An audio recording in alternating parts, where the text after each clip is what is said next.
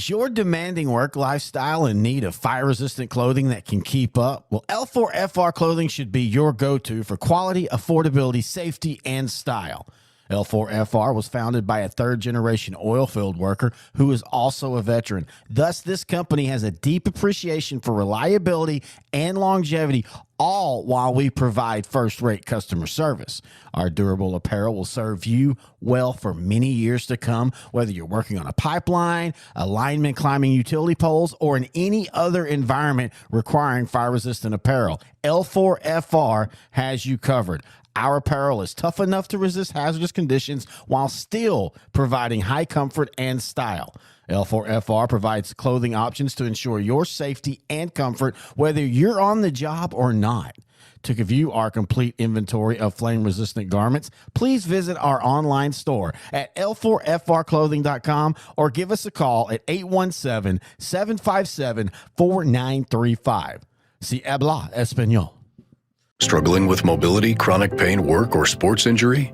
At Azalea Orthopedics, our team of highly trained physicians specialize in complete orthopedic care, pain management, sports medicine, physical medicine, and rehabilitation. If you've sustained a bone or joint injury, have mobility or movement problems, struggle with pain, contact Azalea Orthopedics. We're conveniently located across East Texas, serving 18 counties. When visiting your doctor, urgent care, or hospital, you have a choice. Demand Azalea. At Azalea Orthopedics, your health is our priority.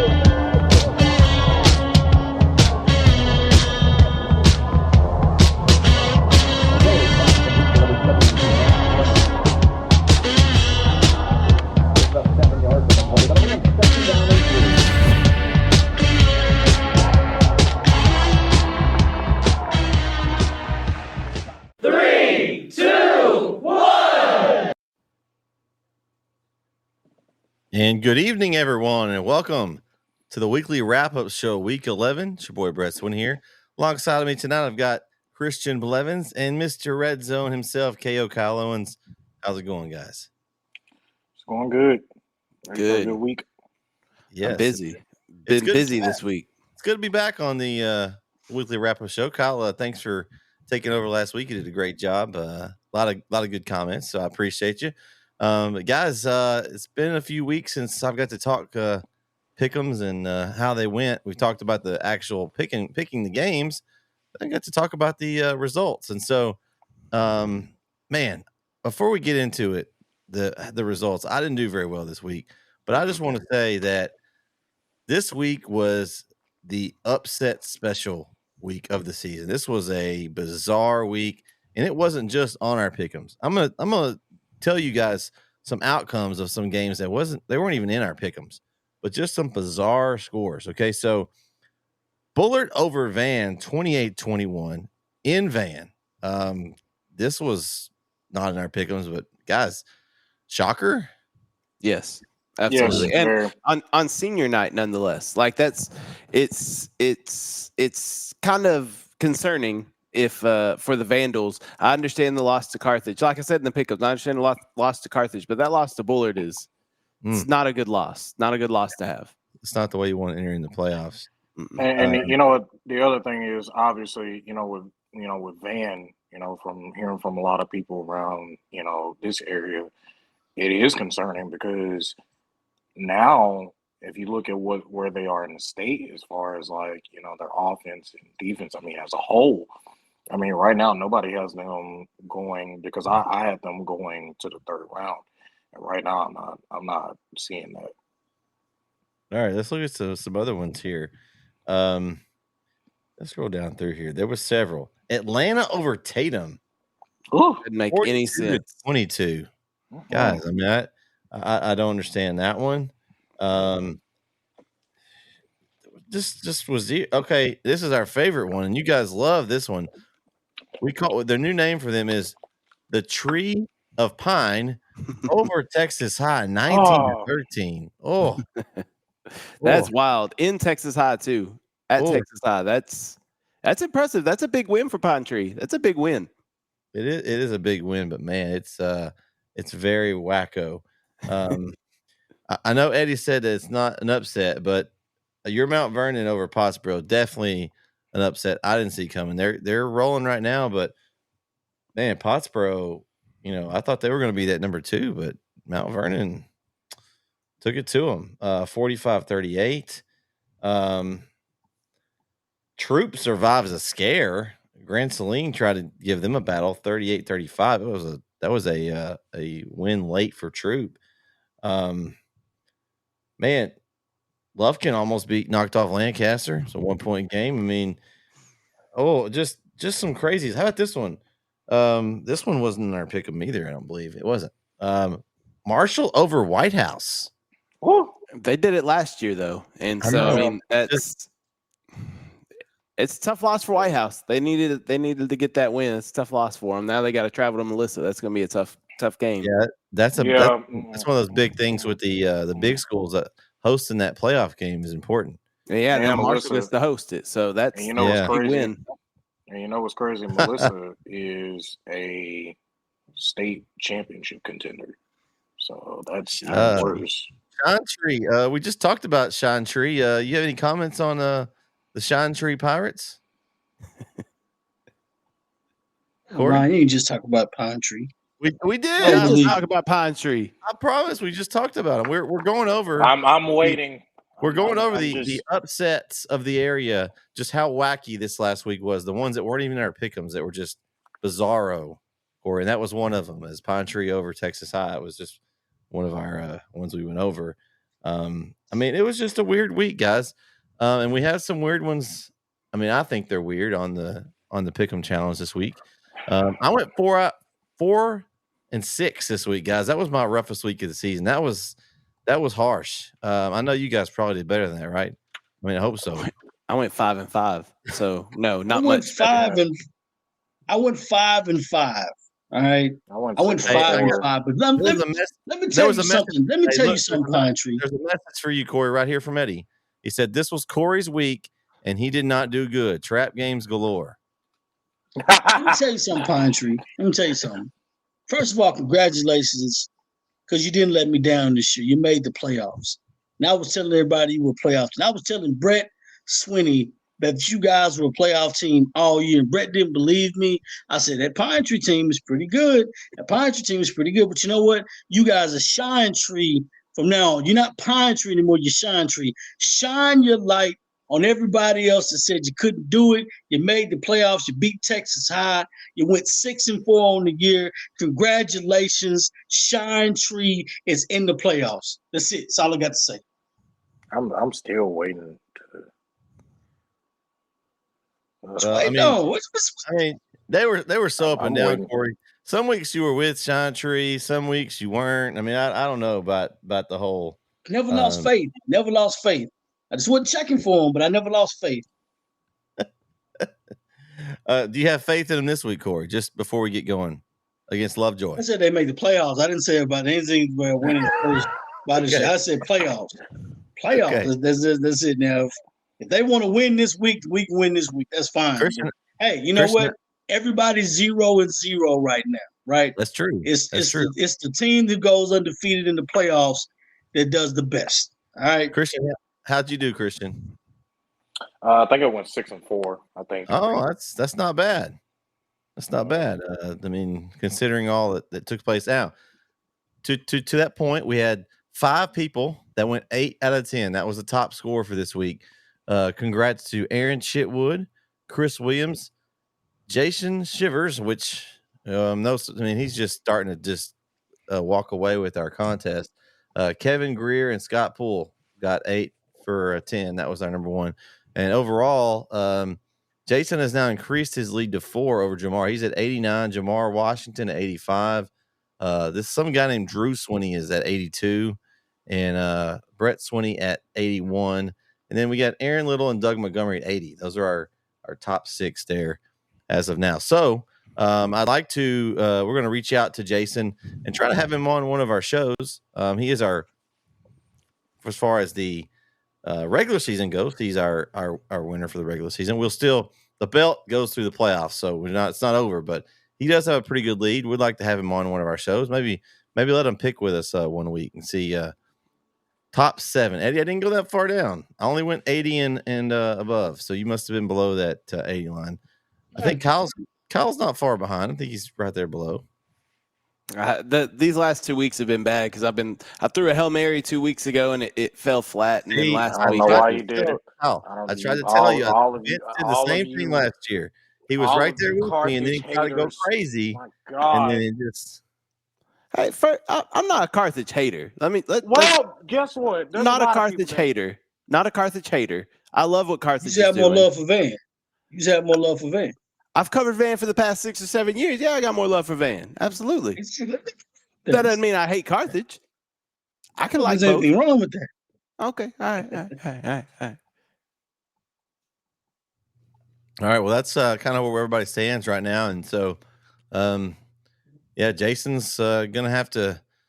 He's gonna have to hold that lead through the playoffs. We'll see if he can do it. He's got a pretty nice cushion though. Let's talk about last week, guys. Again, we talked about it already. Week 11 was really weird. Game 1 on our pick'em was Commerce and Mineola. Commerce with the win over Mineola, 49-21. Guys, I was impressed with Commerce's output there. I mean, I picked Mineola here. We had talked about Commerce's schedule, and they hadn't really played a whole lot of guys, and who they had played, they lost to that were a good competition, but they put it to them. 50 out of 73 picked Commerce to win. I don't know that anybody in this room picked Commerce, though. I didn't. I had Mineola. I didn't either. Corey picked Commerce. There you go. Good job, Corey. Corey, good, nice job.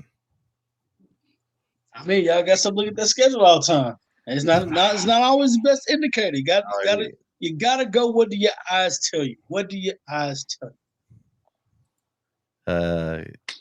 Conrad says Commerce has explosive running backs. They do. Both of them went for, or they had 2 of them that went for over 100. One, Isaac Simon went for 170 and 3 tutties, and Jordan McMurray had 124 and a tutty.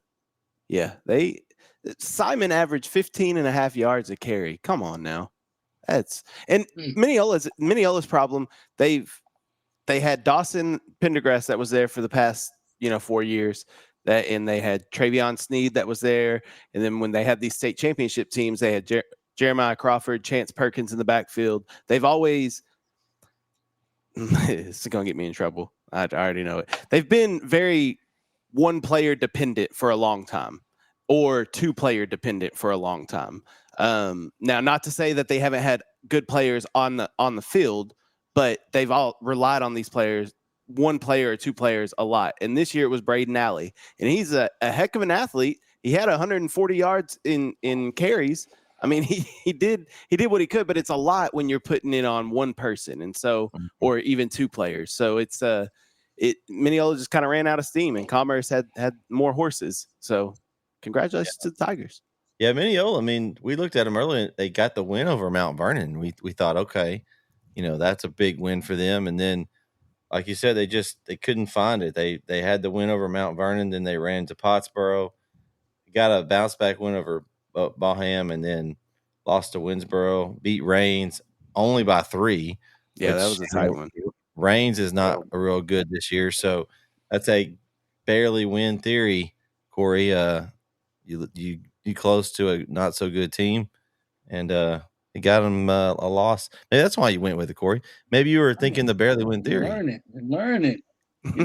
See, you're learning. But it only works.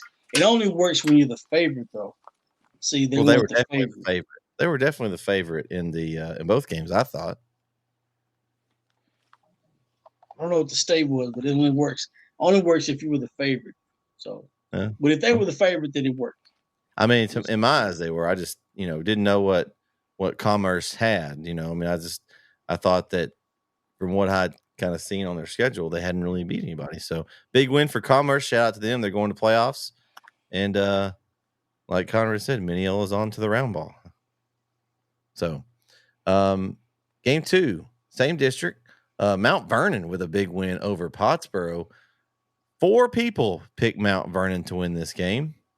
Wow. I don't know if anybody I don't think anybody. I think we all had the Pottsboro, I believe, in this group. Guys, that's an impressive win. Mount Vernon's been playing better as of late, and that maybe they're getting some younger guys in. I'm sure that Derek can give us some insight on this, but looks like they're playing well at the right time. And so we have, I think they were in our pick'ems for this week. Yes, they're in our pick'ems. If you missed our pick'em show, it aired this morning at 9:00. So go back and check that out. We have all the picks for the bye district games. They're in those pick'ems. But guys, I was very shocked by this. I thought that Pottsboro would come in and Major McBride and company would take care of Mount Vernon, but they didn't do it. And you know what? It's kind of, to be honest with you, it was kind of hard to watch a little bit. But I mean, there's about a couple of these games on here that was kind of hard to watch. But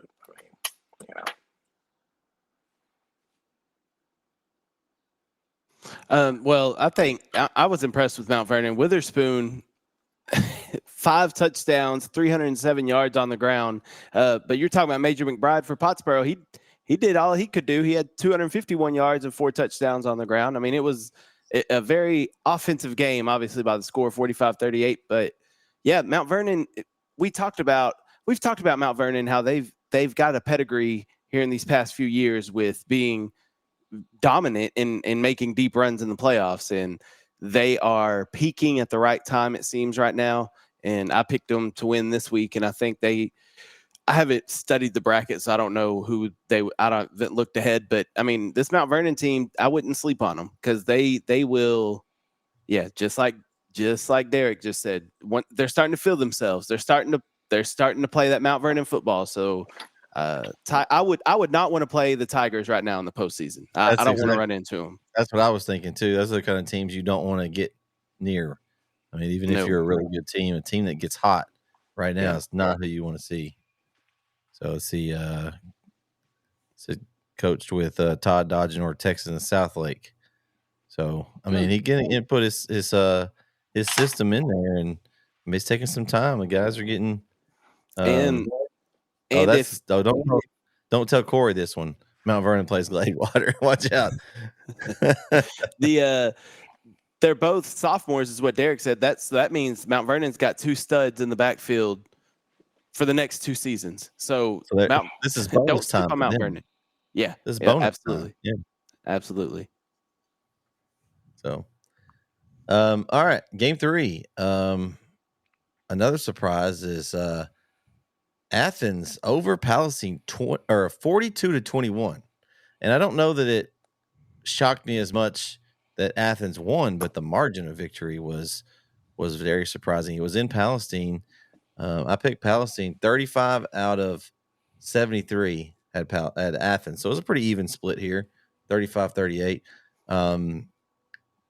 I did hear later that Palestine's 2 running backs were injured, so I mean that's their game. So you don't have your tailbacks on a game where you're basically a 90% run team. That'll do it. So I mean, shout out to Athens and Coach Harrell though, making the playoffs. We talked preseason, and I don't know that we mentioned, or I didn't think Athens. I had thought for that 4th spot it was Palestine Henderson and Jacksonville. And boy, was I wrong. Athens came in. They took that 4th spot. They've got a tough matchup in round 1, but coming out of that district, I think they can play. We saw they played with Kilgore a few weeks ago. They played with Chapel Hill for a half, so I wouldn't put it past them to give Lumberton a contest in this first round. I don't know that they can have enough to pull out the win, but I think they'll at least make it interesting. I don't think this was an upset. I don't. Yeah, because I think both these teams were evenly matched. It was a toss-up game for me, honestly. I was just saying because of the score. I said I could have saw it go either way. Yeah, but the difference of the game was like I thought maybe a touchdown either way. Yeah, I definitely thought it'd be closer, but yeah, Athens is playing good ball right now. They, like you said, they played Kilgore really close, played Chapel Hill close for a half, got a big win to end out the season. They're playing good football right now. Lumberton is going to be a big test, but just like you said, I wouldn't discount Athens because of the district that they're coming out of. I think they're going to give Lumberton all they can handle and then some. So, and Lumberton will have to bring their A game to beat Athens. Yeah, I mean, if you go back, can you guys hear me? Okay. So, I mean, listen, if you go back and look at the game, they kind of wore Palestine down. I mean, that was basically what I think the game plan was: wear them down a little bit, wear them down, see where it goes, and then we'll just explode on them. And and that's exactly what Athens did. So I'm not actually shocked because I picked Athens to win this game. But congratulations to them. I think they're in the postseason for the first time since I think 2018 or 2019, one of the two. But congratulations to them. It's going to be a tough task going up against Lumberton, who is the district champ in District 10. I think Lumberton's record is 7-3 this year, or 8-2, one of those. But it's going to be a tough task for Athens, but. It's not going to be a blowout by any means. It's probably going to be close. I've been disrespecting Athens for the past couple of weeks because I didn't punt the football. Because they didn't punt the football. With all due respect, a lot of this is just for the show. But no disrespect. They deserve to win the game. They play hard, deserve to win the football game, so I'm going to give them their props. You make the playoffs. They went 7-3 this year. That's pretty good. Especially from a district that they come out of. They didn't beat any top teams, but they won enough games to at least make the playoff. I did pick Palestine, and I thought Palestine was, now that I know how Palestine lost again, I didn't know they didn't have running backs. But all things considered, if Palestine may have had their leading running backs in the game, it may have been a different story. But I thought Palestine was clearly the 4th best team in this district. And I thought Palestine played tough. Anybody else they played throughout the year, but I'm not being disrespectful. I just don't. Athens played well in stretches. The only time I saw Athens play, I thought they played well in stretches. I didn't think they put together a complete game. And I still got to figure out what the hell happened between Athens and Kilgore. Because that Kilgore football team, I saw this past Friday. It looked like they're trying to go and win the state championship. And what the hell happened when they played Athens? But here's the thing. I think Kilgore needed that. I think they needed a close game. I know they got beat by Carthage. We all know that. But I think they needed. That's Carthage. That's Carthage.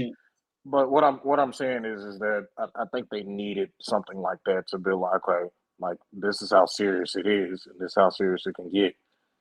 But even if you needed it, I don't think Athens is that much of a. I don't think Athens was a better football team. Yeah. At that to give you that test, you know what I'm saying? That's what I'm thinking. I don't know. I don't want to get into the infinite because you play to win the game every single Friday, so I'm not gonna take that away from them because those kids got to suit up, put on jerseys at the same time. And so, Jeremy, we see Kilgore had players somebody, out with Athens. So somebody just put in the comment. I think that was Jeremy Knight. I think. I get. They had players out, but still. So at the end of the day, shout out to Athens making the playoffs. I don't know if Lumberton's the same team as they were. I know they got the quarterback back. He's been injured, so they got their quarterback back there. I'm anxious to see how that battle goes. If Athens gets a win, that's a lot. That bodes a lot for that district. So, Well, I did a show today with Terry. We do a weekly show with on District 9 4A. We went over the region kind of a little bit and just talked about some other things. But it was brought up about Lumberton, and Coach Reyes, Lumberton coach, had said he's got a young line and some key position players that are young, and so they took some lumps early, but are now starting to get rolling. So. And their offensive line, and by the way, their offensive line is just as big as it was last year. You remember when we went to New Caney last year, their offensive line was huge. And their offensive line was just almost as big as Bernie's, if you really want to think about it. So, I mean, that's probably going to be – and plus Athens' offensive line was big. But it wasn't as big as what Lumberton's was. So Yeah. it's going to be at a point to where it's just like, okay, Athens is probably going to have to – be physical up front on that offensive line. On the defensive line. If they can't be physical, they're going to lose. But, I mean, they're still pretty good. Vince, you got any thoughts on the Athens-Palestine outcome? I know you had Athens. Palestine came to play. Athens came to play. Palestine didn't. I mean, people were questioning what Palestine were all year, and honestly, they were questioning what Athens were too. They kind of had some good wins, and then they had some. Honestly, the best way to put it is some good losses, where they showed that they were willing to compete. So, Palestine is. I don't know what Palestine needs or what they're missing. Well, we did find out that But Athens was able to get it together. We did find out they were missing their two best tailbacks. They were out injured. Palestine. So. Okay. All right. So we kind of hurts, obviously. Yeah. Well, we kind of talked about. I thought this game it could be either way, would be closer, but with the two backs out, that could just determine why it was a little bit more lopsided. I thought the two teams that could be the difference. Yeah. All right, game 4. Yeah, Rusk, I agree. 21, Canton 13. Rusk locks in that 4th playoff spot. Welcome to the playoffs, Rusk. You get Pleasant Grove first round. I don't know if that's a consolation prize there for Rusk and Coach Sitton, but congrats to them for making it. Canton played hard in this one, guys. I thought Rusk might beat them by a little more, but man, Canton. I don't know. There's a lot of teams in that district that you look at and you're like, man, they all fought hard and beat each other up. But still, those top 4 remain. We kind of talked about them before the season. Carthage, Van, Center, and Rusk were able to make the playoffs. Thoughts on this one, fellas? Shoot, Ken was trying to get a playoff spot. That's what they were trying to do. They were trying to get a playoff spot. It wasn't going to happen, but they were trying to get a playoff spot. So, listen, it was, it's not a shocker. But what ultimately is my concern is that Rusk, and, I love Coach Sitton, and I love what he's doing at Rusk, but Rusk didn't show. When you go into the playoffs, I think that last game you have to show some strength unless that's against any team. You have to show some strength. You have to put a little bit of a thought in that first team's head, especially if you're a 4 seed. You have to put their thought in their head. They're like, okay, this is serious, and they could really, really beat us. Like anybody could beat anybody. But yeah, this game when they play PG on, I think Friday. I think that's when the game is, on Friday. Yeah, that child's little Christmas gift. I'm sorry, but you're playing the second best defense in 4A right now. So I'd like to know. Sorry. I'd like to know what Eddie is. Eddie's listening. Eddie, give us the what's the spread there in that game? I know he's got that. I'd like to know. Kyle, what do you think about this one? Canton's been playing some good football these past few weeks. They had a rough year but they were playing better football at the end of the year, and they gave Rusk everything they could handle. And Rusk is, I mean, getting Pleasant Grove in the first round with a 30-point spread, it's probably going to be more than that. I think Pleasant Grove's just extremely strong this year, and Rusk, I mean, the couple times I've seen, the only time I saw Rusk was against Brownsboro, and Brownsboro had 4 turnovers in the first half. So it's kind of hard to gauge. Yes, Rusk took advantage of it, but they had short fields the whole time. I haven't seen enough of Rusk, and I haven't seen any of Canton. But the way Canton was playing at the end of the year, it seems like Canton was trending up, Rusk was trending down.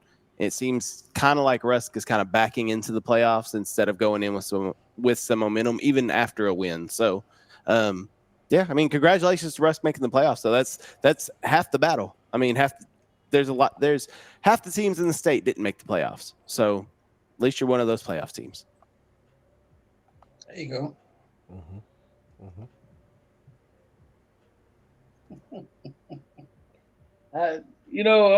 I'm just gonna go ahead and say it. Ain't no way in the world Russell's not winning this football game. Yeah, I don't care if they had to limp in on one knee pad and half a shoulder pad. They wasn't gonna not win. There's no way I get beat by Center, Carthage, and Van, and then go ahead and then lose to Canton too. You crazy? It ain't happening, dog. That is not happening. I'm beating the brakes off this team. I'm whipping their tail as soon as they get off the bus. You know, it's easily gonna be 2 fights. It's gonna be fight on the field or fight in the locker room. What you want it to be? You know, that's what's happening. There's no way they were losing this game. And the fact they're playing PG don't even matter. They made the playoffs. That's what you want. You know, at the end of the day, when they look at the record books, it says, well, how did you do last year? We made the playoffs. Playoff team. What'd you do? We made the bowl game. Guys, by the way, I know Eddie said 30. The spread in this game is actually 35. So doesn't matter. 30, 35, still not 50, enough. Whatever you that want. is 30 and 35. Yeah. I'll take the over. Whatever. They may score 40. Ooh. Yeah. Ugh, man. Vince, any thoughts on this one? I kind of agree with Corey. There was no way Russ was gonna lose this game. I mean, they were on the ropes. Is that my? Do y'all hear that? Some music playing. I don't know. I don't even know where that came from. My internet is acting really funny and slow. All of a sudden, I started hearing a commercial from something. I didn't know what it was. But yeah, Russ wasn't gonna lose this game. They wasn't gonna lose it. Canton, I like what KO said about Canton was trending up for a little bit, and Russ looked like they were trending down. But again, what I said about that district, this year was really tough in that district because everybody seemed like they was practically good at some point, or was looking like they could make a run at some point. I would say it like that. Looked like they could make a run. So what you're saying, Vince, is these 4 teams are all going to win in round 1 because they were in a tough district. No, that's not what I'm saying. Oh, I'm just checking. No. What I'm saying is that, what I'm saying is that beating up on each other like they did, you know, they all in a way, you couldn't have told me you knew which ones were gonna get in, because at some point they all kind of looked like they could be in. You know, they all played a convincing game at some point, and they look like they could be in. Now, what you do once you in here, that's only up to you. I mean, the truth is, anything could happen in that PG game, and PG could fall short. Well, and Russ can get. Well, I mean, here's the thing. Here's the thing. So whoever wins that game between PG and Russ, they'll either play Cato Mills or Farmersville in the second round. Mm-hmm. So really anything could happen in that game. Well, I'm telling you right now, I don't expect for PG's playing PG a home to game. Lose the game. They're playing. But I'm saying they're playing in Texarkana. Yeah. Like I don't know that Eddie's saying they must have flipped for home and home, but man, so now not only does Rusk have to play PG, they got to go to Texarkana. I don't know how far a drive that is, but that's a long way. 2 hours and 45 Oh, minutes. trust me, it's Oh, 2 for hours. Russ. It's at I'm least 3 sorry. hours. Yeah, Mhm. for Yeah, Rusk. yeah, at least, yeah. Yeah, I mean, you're driving. we inherited Texarkana at work, so I've already Eddie- been out there a couple of times. Eddie wants us to check on you. He says you're hallucinating, Vince. What did I do? I don't know. He said you're Anything can happen in playoffs. Anything, Eddie. You Don't know don't what? get it. Don't listen, Eddie. Listen. Now, don't do Eddie's this been on one because since last year you Oklahoma disappeared after State your beat team took a Oklahoma. whooping. Yeah. Oh man. Yeah. Eddie's been a loose. Don't do this, Eddie. Eddie's one Not tonight. I said Eddie's Derek been on said, one since Oklahoma State beat Oklahoma.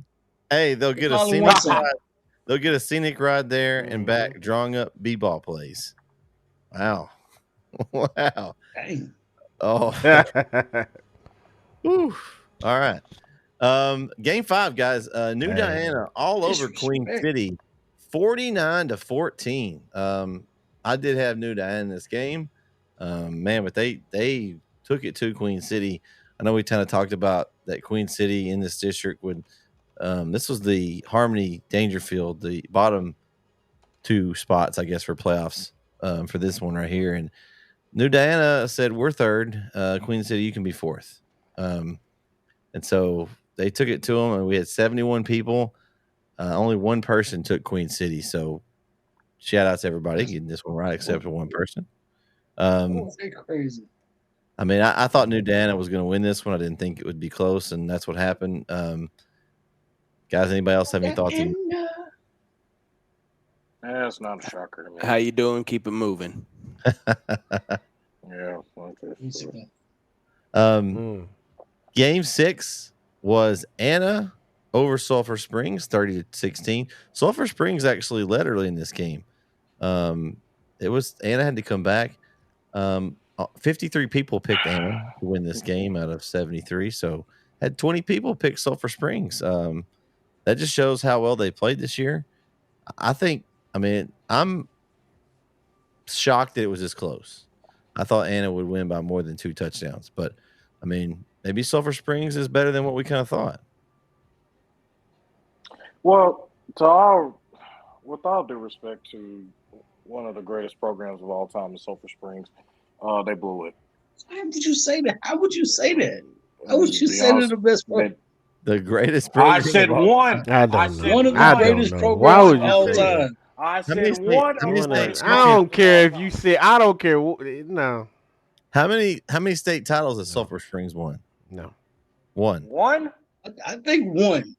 Okay, I've been I think lied one to. if you go on Okay, recollection. I've been lied to because someone told me 4. And I don't yeah, know. I've been Who lied lied to you? You've been bamboozled. Yeah. I could Yeah, be that's what wrong. happened. I'm just throwing That's- up, kicking up dirt. That's what I could happened. be wrong. They've had 1 state title, 1 title game appearance, 31 playoff appearances, and they went they've 7-4 been last good. year, 0-10 the year before that, 2-4 the year before that, 1-9 the year before that. Anyway, sorry, go ahead. I mean, I Big wheel. know they Now- sucked the past. Listen, I know they've sucked the past couple So years. But it's okay, Chris. So you got them confused with some school Yeah. called Carthage. You know that then No. That's what happens when you have a great uncle who's been coaching football for forever and only studies what happens in 5A and 6A, which is like Tyler. Man, Yeah. forget about all Anyway, that. Move on. Ain't nobody worried about no Sulphur Springs. All right, but anyway, Ain't nobody checking on those Sulphur Springs like that. With all due respect to, with all due respect to Sulphur Springs, they blew it. They did have a lead in this game. I thought, when I looked at the game on my phone while I was at the Chapel Hill game, I thought they could have, made something out of it. If they did lose, it would probably be because, they were going blow for blow with Anna, even though I picked Anna to win this game. But yeah, they just blew it. And now you got to think, okay, what could Sulphur Springs look like come playoff time? Because I think they're in the Dallas region. I think so. So it's kind of looking a little because I said that they were one of my sleepers this year. This year they were one of my sleepers. I said that they would probably get to the third or fourth round. But that's looking like that's not going to happen with that loss because they just absolutely blew it. So yeah, they got Dallas Carter next. So I mean that's no. It's a winnable game. They can win that one. But I What? think They played Carter real close last year. Yeah, Carter's not. They're ready to go the round ball. Dallas Carter's really good in basketball. They're predominantly haven't been good in football lately. Sulphur Stadium is really nice. Their press box is really nice. Yes, very nice stadium. Shout out Gerald Prim. Yeah, but yeah, I think they can go second round. I don't know who the matchup would be, but that's a tough region up there. You've got Anna, Salina. You've got I think it's Stephenville and China Spring, Decatur. There's a tough region. So I think they got the right matchup that they could win a game, but beyond that, I don't think they go any farther. I mean, right. I mean, here's the thing. I don't think that because right now they play they do play Dallas Carter, and I think the winner of that game will either meet Alvarado or Kennedale or Stephenville and Fort Worth Western Hills. And going to play Kennedale, that's kind of like a walk to the gallows on that one. So I don't. Because I don't think Kennedale is losing to Alvarado. It's just not happening. Good win by Anna. Let's go to game 7. This one's one I know Kyle's ready to talk about. This one. Harmony over Dangerfield 26-21. As Kyle he left us for a minute, guys. Man, we pumped up Dangerfield and how they were looking good. And what do we talk about? We talked about a lot with Dangerfield. They're going to have the athletes to compete with anybody, but between the years, can they put it together and win the game? And Harmony has had some injuries early. Look up, we got a Harmony sighting. A Harmony hat has entered the building. Oh no! Oh god! Oh my god! And Harmony wins district now. Rep your city. Rep it. I don't know, Kyle, if that was a good thing for them or not in the bracket because that region is loaded.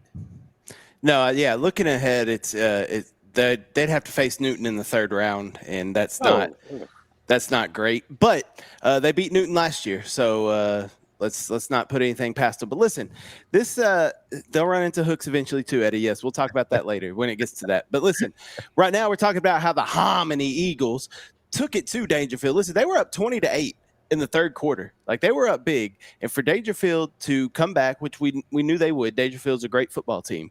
Dangerfield came back. Harmony was able to hold on and win that game. But you're right. It's almost one of those situations where you're like, well, maybe we should have got second place and had a little easier run, which is crazy to me because you think you'd be rewarded for winning your district, but you actually get a harder path to stay. Anyway, I digress. But a big win for Harmony, great win for Harmony. They have struggled with Dangerfield the past few seasons. That's been their kryptonite, and they were able to slay the giant that is Dangerfield last Friday night. So congratulations to the Harmony Eagles.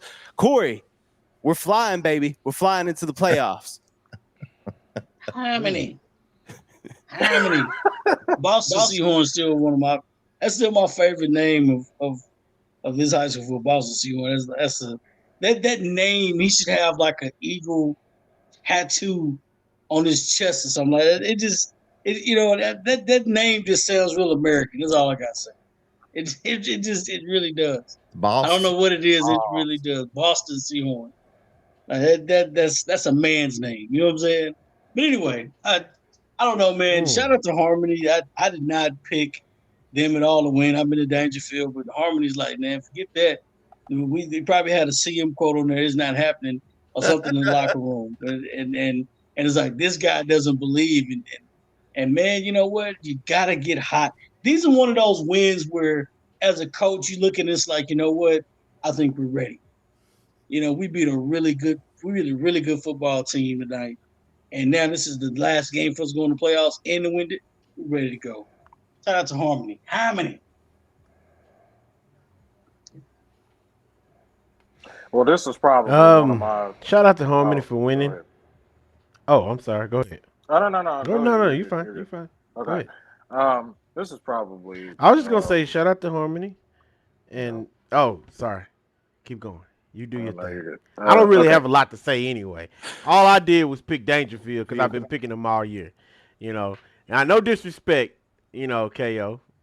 That's all I know is that Dangerfield been doing their thing. So I went with them. I should have went with Harmony. Lord knows I should have went with Harmony, but I didn't. But go ahead, Christian. I'm sorry. I have nothing. I have nothing to say. I have nothing but disrespect for Dangerfield. Well, here's the problem. So this was probably the game that I just kind of. This is like one of 4 games that I just kind of dropped my head and just went like, "Oh my god!" The fact that Harmony, and this is kind of like with with, say for example, so DeSoto has struggled with Duncanville for about I don't know, about maybe 2-3 years now, and they finally beat him a couple weeks ago. Well, that's kind of like what this is. Harmony beating Dangerfield is just, I had a brain fart when I saw it. So, Harmony, good job. All right, so let me just throw this out there before we move on to the next game, guys. Just a little peek ahead in this 3A Division II Region 3, guys. Just to say what kind of matchups we could have. Okay, second round matchups. You could have West Rusk, possibly New Diana. I think West Rusk has one of the easier paths of just looking at this bracket. You got possibly Hooks Dangerfield round 2. I mean, that's pretty good. Also, you could have Harmony matching up with the winner of ARP and DCAB in round 2. I think that's another good matchup. Troop Newton round 2. Just some things that you have in this bracket. I mean, this bracket is absolutely loaded. And so I think there's several of those. The 2A Division 1 bracket, we'll talk about that here in just a minute when we get to Timpson and Garrison. But it's loaded too, man. These East Texas small school brackets, there's going to be some really good games. I'm hoping that some of them pop up on Thursday nights. Maybe I'll be able to slip over there and cover some of them. But, man, this is going to be an incredible playoff stretch here. Yeah, there's lots of good teams. And that, like you said, not just that district, but you look at the 4A Division 1 district, the Lindell, Kilgore, and Chapel Hill region. That's a strong one. The 4A D2 with Pleasant Grove and Carthage and Gilmer in that one. Like, there are some 3A D1, the boroughs. Can we schedule all these games at like one stadium and just play them back to back? That way we just go all day and we can sit and watch these games. I mean, there's going to be so much good football coming up in these next few weeks. It's going to be, I'm pumped for it. There's so many good football games, possible matchups. And then, as well as I do, we're going to see some upsets. We're going to see some teams that we didn't expect to be there going up against teams we expected to be there. And then who knows? You never know what can happen. It's almost got a March Madness feel to it. Yep, it does. Game 8. I was going to say something. It would have been great. I'm sorry, Corey. What were you going to say? No. You get March Madness. It was in the lines of March Madness, but it was a little funny. But I'm saying, okay. All right. It was hilarious. All right. So game 8, Tenaha over Overton. They knock off the Overton Mustangs and in their undefeated season. They win 41-21. Surprisingly, only 17 people picked Tenaha to win this game. I don't know if the record kind of influenced having an undefeated record. I was with Overton. I was rooting for the Mustangs. I really wanted them to win. Even a 9-1 season, shout out to them. Kyle brought it up about they'd only won 5 games in the last 4 or 5 years. Yeah. And 9 wins right now and going into the playoffs. That's awesome for them. Tenaha's a really good team. They've played a really good schedule. And so I think this was not super surprising. I thought it might be a little closer than this, honestly, but I was more hoping that Overton could prove me wrong. I wanted them to win, and so I picked with my heart on this one. I shouldn't do that. The pick'em champ shouldn't pick with his heart. He should pick with his head. And should have went with Tenhall, but I didn't. I went with the Overton, and it backfired. Guys, what y'all think about this game? I mean, what a great story for Overton. I mean, just going 9-1 this year. Bringing in some new faces. Getting what they need. And they've been the best team in that district. But I mean, Tenhall got them. So I mean, it was only a matter of time. We don't know what Overton is going to be in the playoffs. But I mean, we'll see. So congratulations, Tenhall. Yeah, big win for Tenhall. Overton, I was with you, Brett. I was cheering them on, hoping they'd have an undefeated season, but 9 wins is still outstanding. So, and you're still going into the playoffs as a high seed, and who knows? Like we just said about about it being playoff time, you never know. Overton could catch fire in the playoffs and make a run. You never know. So let me tell you, Kyle, what their second round looks like. Like if they win round 1, they get Mart. Yeah. Round 2. Yeah. So well, that would be a really tough one. Anything can happen, but yes, that'll be a tough one. Hopefully they'll at least get that playoff win though. That would be good. Yeah, hopefully they can win one. That'll be good. Corey, Vince, any thoughts on this one? Yeah, I honestly, of course, I pick Overton. One of the, you're always looking for the underdog, the smaller guys to kind of come up, and I say the smaller guys, but the unexpected champion to rise and get them celebrated. It didn't happen. It's not the end of the season. You're 9-1. Man, ain't nothing wrong with being second place in that district. You know what I'm saying? Especially when no one thought you were gonna make it. What was their score? What was their season like last year? What were they, 1-9? 2-8, I think, and made the playoffs because Alto was not eligible. So you go 2-8 to 9-1 in a season. I mean, you have nothing to be ashamed of at all whatsoever. And go into the playoffs with a blind eye and tell you guys, hey, let's go 1-0 this week, and let's make some magic happen. And you never know, they may go 3 rounds. They're playing house money now. I mean, really, pretty much. So, do what you do. Yeah, I had Overton, so I still think they're a good team. Last week of the season, being 9-1, I imagine there must be a little bit of pressure. Who knows? They may. Nah, I don't want to say that. That's probably not beating Mark. I want to say that they probably rested some people, but that's probably not true. District championship on the line. I don't think they probably. Yeah, no. Yeah, exactly. They just got beat. They just took a whooping. It's okay. They still a good team, and honestly, it wouldn't have mattered who won. That's the truth. It don't matter. It don't matter when you know who you got coming up next. So. All right. Game 9. Timpson 35, Garrison 26 in a battle for the district championship. 65 out of 72 pickers had Timpson winning. No surprise by the Timpson win. Guys, Garrison played them close. I mean, that's as close as they've been tested all year. They had some close ones early, but as far as in their district, for sure, Garrison is there. I'm just going to point out that we talked about the region earlier with Harmony and West Rusk and Troop. Man, this region right here, I got to, we're covering the Garrison game this week, and we'll talk about it a little bit more. So I got to talk to Garrison's head coach today a little bit on the phone, and just how brutal this region is. He's hoping that some of these guys move up back to the Region 2 when the realignment hits. But even said he listened to our show before. So I was, he said he listened to it before one time. So that was kind of cool. But anyway. One day went on a run. Yeah, exactly.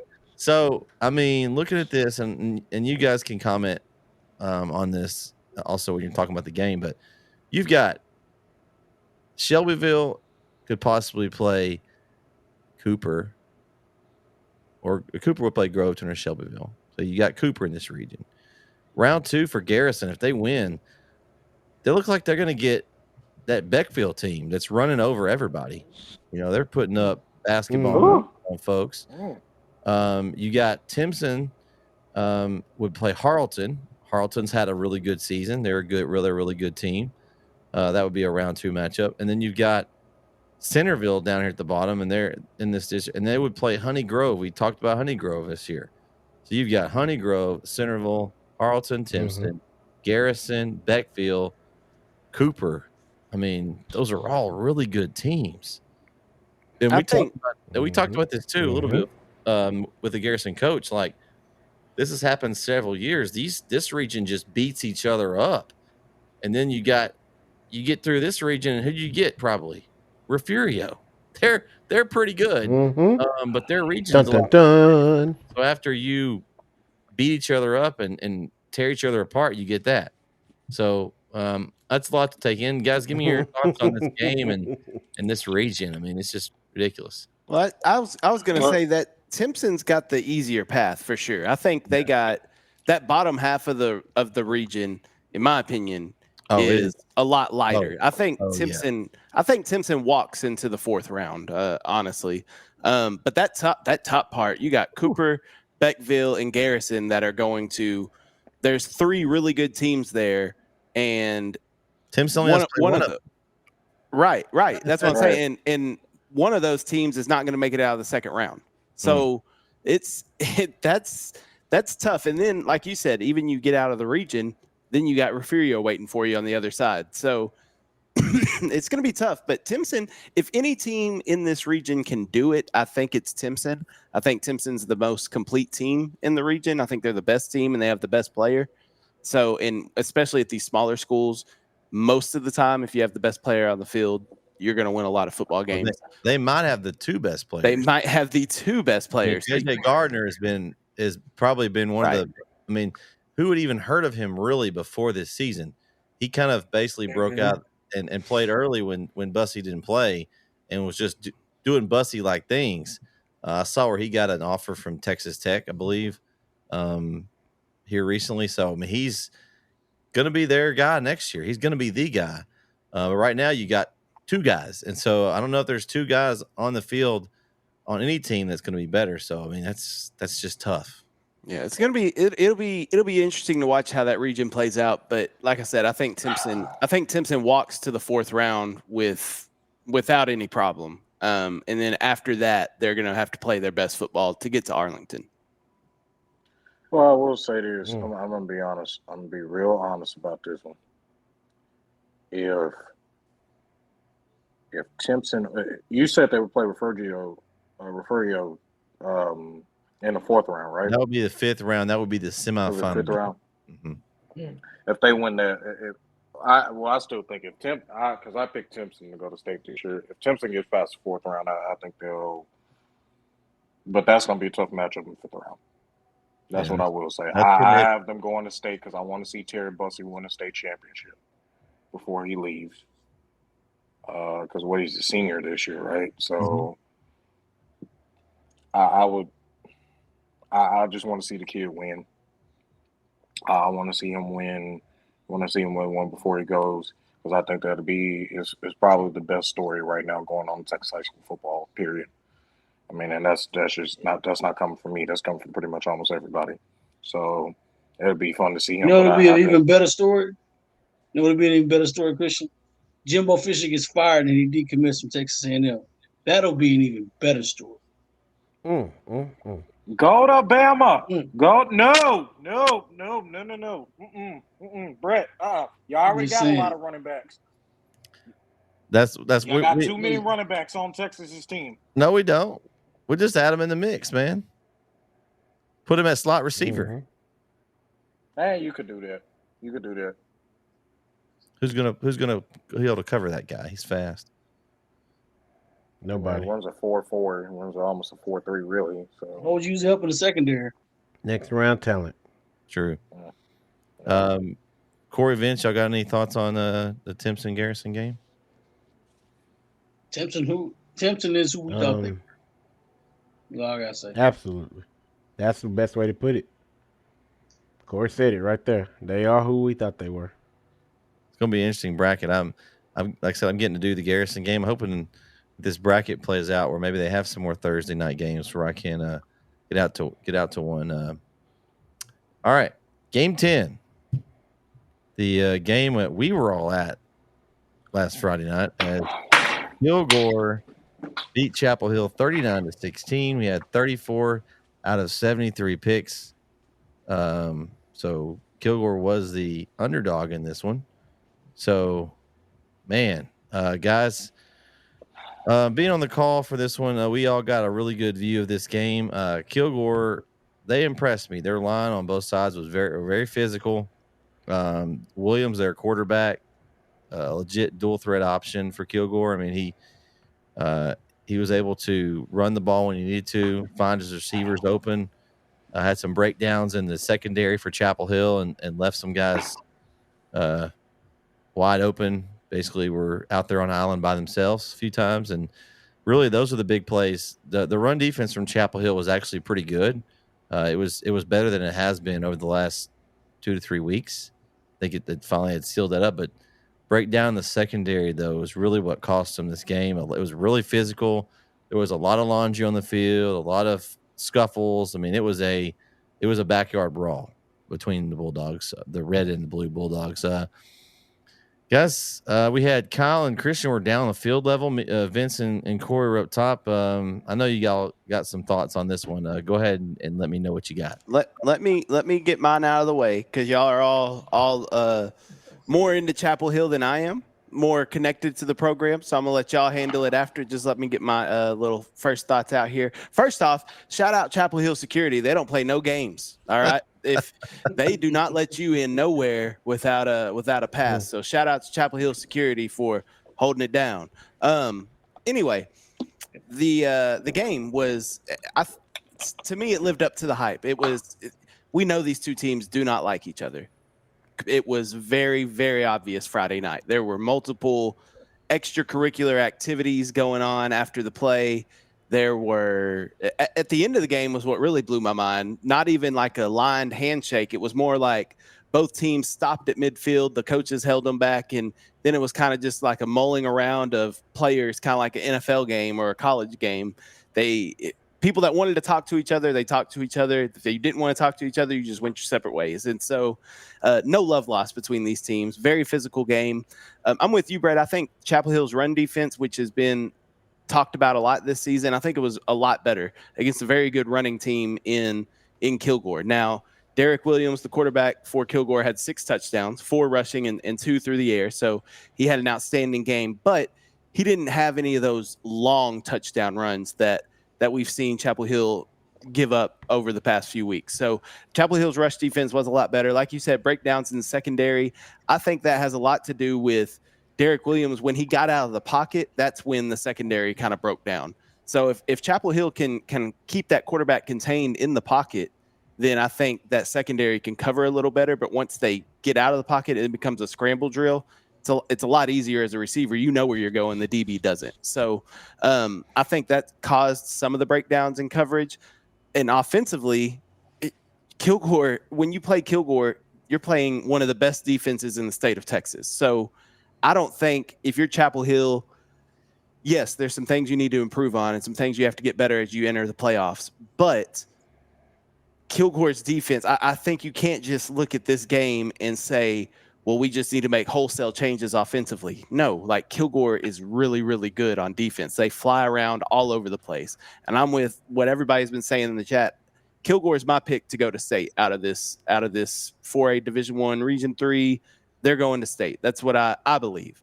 I think they will meet up with either Chapel Hill or Lindell in the 4th round again. I think Lindell, Chapel Hill are going to meet in the 3rd round, and you're going to see either Kilgore versus Chapel Hill or Lindell in the 4th round like it has been for what seems like ever recently. So anyway, thought it was a really good game. Really enjoyed it. Very physical. It lived up to the hype, in my opinion. And I don't think Chapel Hill needs to sound the alarm. I don't think it's that dire of a situation because you lost to Kilgore. And then if you're Kilgore, you're on a run right now, and just carry this momentum all the way through the playoffs. The floor is y'all's. Corey, go ahead. Go ahead, man. Go ahead. Go ahead. So I'll go ahead and go. Chapel got points in the mouth. I'm just gonna talk big boy talk. First of all, I'm gonna say this: if your team sucks, you don't make any comments in chat. Or if Chapel put up 40 on y'all team, don't say anything in chat. So it's a big boy game, no question about that. You know, I'm not blaming any officials or anything. I'm not even gonna go there. The officials could have called a tighter game. It was more of a letting them play a little bit, but it kind of got out of hand. Some stuff I think both teams would probably agree it just shouldn't have gone that far. A lot of guys, I don't like to see kids push and shove around to like stuff after the play shouldn't just play football. You know what I'm saying? Like if that was my team, if that was my team, I would just say that in general, like let's just play football. You know what I'm saying? You know, I don't want to be pushing and shoving. I don't like that. Just play football. But at the end of the day, you know, you do want your team to be aggressive. There's nothing wrong with that. You know, play aggressive to the sound of the whistle. It was a big boy game. You know what I'm saying? You're one of those.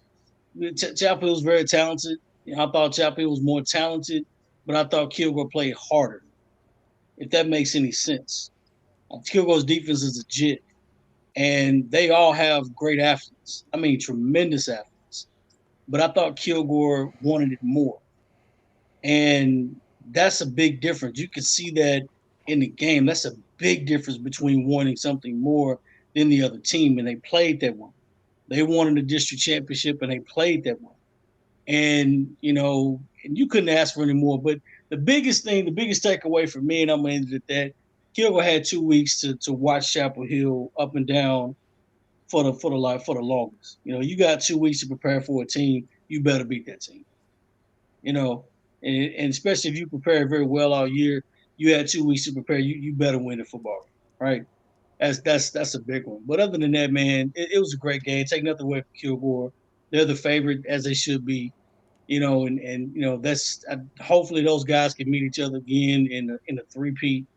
And God knows only happens. It's rough. It's tough to be the same team twice. You know what I'm saying? And Chapel's been fortunate enough to beat them the past couple of years, twice in the playoffs. I mean, the past couple of years they beat them in the playoffs. So everyone wants to see this matchup again. All eyes are going to be on these Texans again. Chapel's got to beat the first. You know, they got to be LCM, and then whoever they play next after that. And then, you know, if Lindell's there, they got to beat Lindell. So, you know, they owe them one. Yeah. So we'll see. It's gonna be fun. And this region is tough, Corey. I mean, let's look at it. I know Christian's ready, but I'm gonna tell you what the pathway is to kind of set this up. Kilgore has Livingston first. Okay, I would say of the teams in this district, the Chapel Hill has the easiest path to the third round of any of them. They're going to open with LCM. LCM's quarterback is out for the season. Okay. So Lindale has Vider. I think that'll be a good matchup. Kilgore has Livingston. That shouldn't be that difficult. But round 2 for Kilgore, Bay City is a really good team in that district. Iowa Colony is a very good team. Lindale would see them in round 2 if they make it. Iowa Colony is a state ranked team. They have 5A numbers right now. They will be 5A when the realignment hits. They have 5A numbers in 4A. It doesn't matter though, Corey. It does matter because when you get in the playoffs, having more bodies makes the difference. Yes, it does. It does matter. It does matter.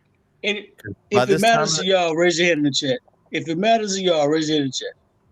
It matters. Listen, we just had this argument too many times. Let him finish.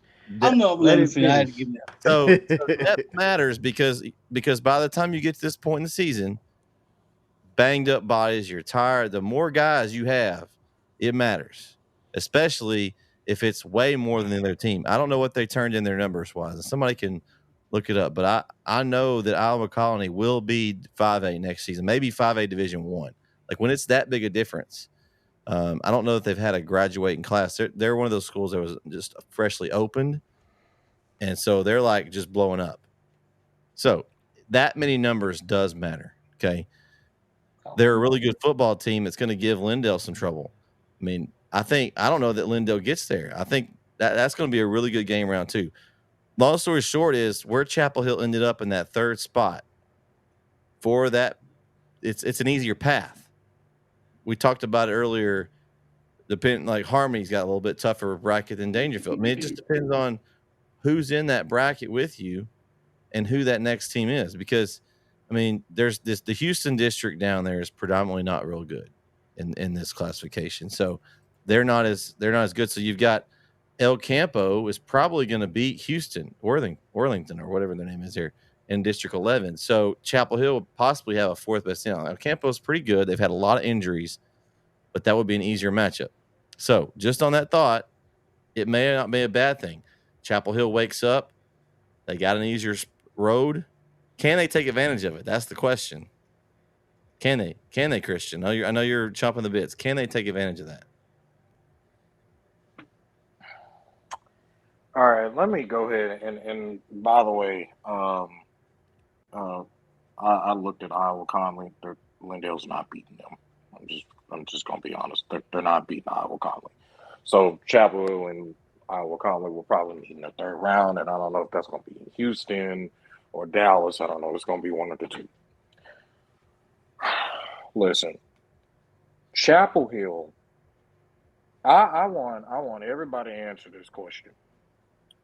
I'm not blaming it on the refs. I was a little bit upset when I just saw some blatant. There was about 2 blatant calls that I saw that I was just like, okay, what the heck are y'all calling?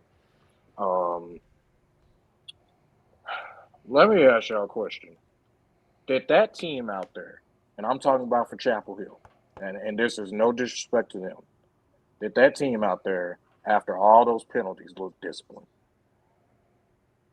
Anybody answer the question? No. So they weren't disciplined. Okay, they got physically dominated by Kilgore. I thought Chapel Hill, to be honest with you, I said Chapel Hill would win this game by 5 points, really. I was hoping it would have been something like last year in the district title game where, okay, Chapel Hill just whoops them from the jump. That Chapel Hill team last year, like Corey said, that team looked like that Kilgore game in Kilgore. It looked like that team looked like it was it was a state championship team. That's what it looked like. But they didn't look like that Friday. They literally, and by the way, I give props to the run against the run. They were spectacular. It's just when Kilgore got inside the 10-yard line, it was just like, oh, dang, they're already down here. And then they got to the 1-yard line, and me and Kyle, we were in the back of the end zone, and we called it. They finna sneak it in, and they did. So that, and then I hate to say this, but Clint Fuller's staff was the better staff that night. I'm just gonna go ahead and say it. They were the better staff that night. I asked one of the players. I said, "Hey, what was Coach Fuller saying when y'all got into Chapel Hill territory?" And one of the players literally said, "When we get down into the red zone, we're gonna run the ball." That's exactly what they did. They ran it right up the middle. They ran quarterback sneak. Now, yes, Chapel Hill stopped the running backs, which was great because I was just like, okay, they're probably gonna have to do that to win this game. They're probably gonna stop the guys up the middle, because I think I kind of figured, hey, they're probably gonna hand the ball if they're probably gonna run power. But this Chapel Hill team, I didn't, coming into this year, I didn't know, and I won't be long, guys. I didn't know that I was like, okay, well, I don't know if they'll get it this year. But the more I started looking at it, I was like, oh, they are threats to the state championship. They can get there. But then everything started kind of going downhill when they played Palestine, actually. because I called that game. I said it was probably going to be 38-31, and I was a couple points off. It was 40-31, I think. So, I think that Chapel is going to be in the third round. I think they're going to beat Iowa Conley. But Friday was hard to watch. And not only was it hard to watch as a reporter and a guy who was on the sideline, it was hard to watch as a former player. I believe that I couldn't even say that Chapel Hill had the better team on Friday because they just don't right now. And normally I would disagree with Kyle on this. Right now, Kilgore is a state champion contender. As of right now, they are a state champion contender, and they're over Chapel Hill right now. I'm just going to go ahead and say it. A lot of people are not going to like that, but I'm going to go ahead and say it. They are a state champion contender, and when they get to the semifinal, from what it's sounding like, a lot of people want to see them and Bernie. And I would not be shocked if Kilgore, if they were to beat Chapel Hill again, they would go probably, I don't know, San Antonio or, New Caney or whatever, wherever they would go. I would not be shocked if they beat them and went to the state championship. They better not go to San Antonio. Oh, Lord have mercy. If you want to go to San Antonio, you better go the night before. But what I'm saying is that it just didn't look – that did not look good for Chapel Hill on Friday. Now, the big question is – it wasn't all that bad. I don't think it was all it wasn't. It wasn't all that bad. But what I'm saying is, it just didn't look good. Now the question is, can Chapel Hill? And I think they're gonna blow. To be honest with you, I think they're gonna blow out LCM. Without their quarterback, I just don't think that LCM has the firepower that some people are hyping. I'm not gonna say everybody, but some people. But El Campo is going to be a tough test. It's a tough task if they play them. So this should wake Chapel Hill up. But if it didn't wake them up, and if LCM comes in with some good intentions to win this ball game, and if Chapel Hill is still not recovered from the Kilgore game, get the basketballs ready. I don't think that's going to happen, but just saying.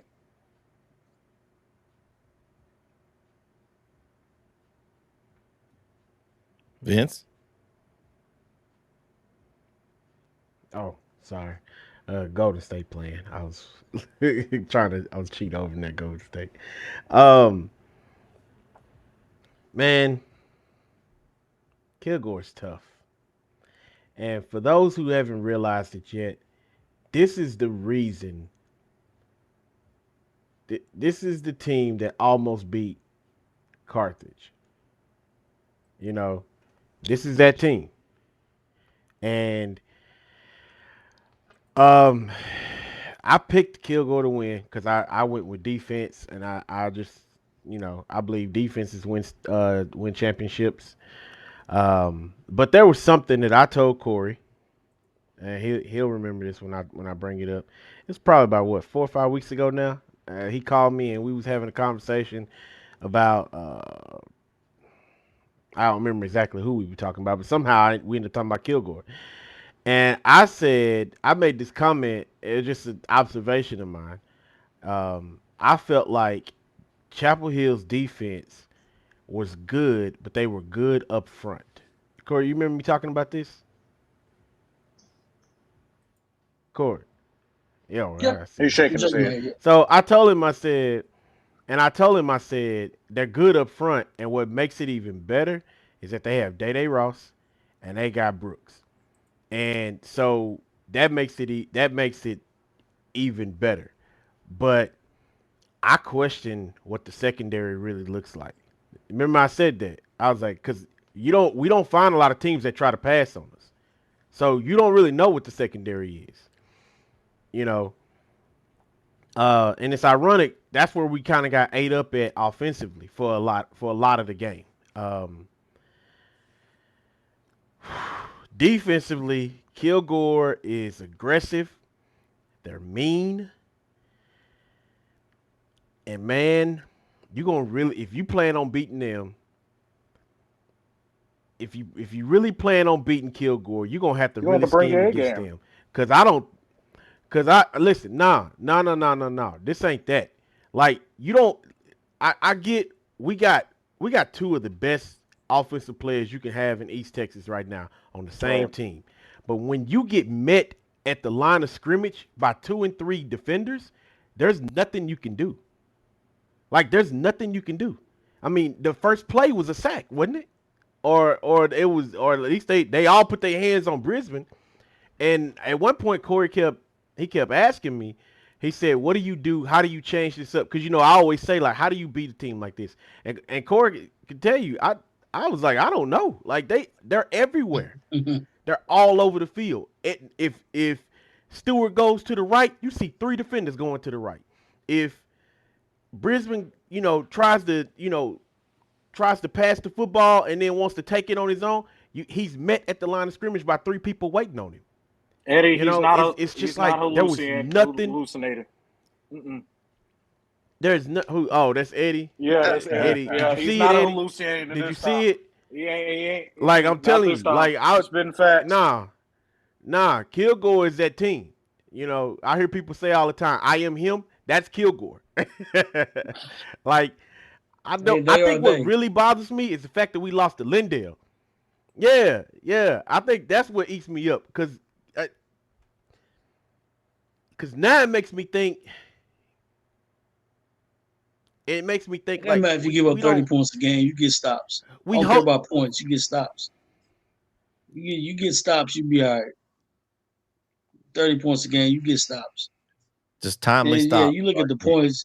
There's you could justify. I could justify 30 points a game. I'm not gonna get into it. But you looking at the numbers, that's fine. That's cool. You give up a big play, all right, but you're already up by 28 points. So you give up 14 points in the second quarter or the fourth quarter, then what? But I If mean, but you get taken here's away. the Oh, that they defense Kilgore giving is up taking 30 points away. a game. Kilgore is taking away points. Kilgore is Who? taking away points. Kilgore. You can't and go over the top, Eddie. and I'm talking about they Kilgore. What are force you turnovers. is he talking about me talking But he's about talking about Kilgore? Chapel Hill.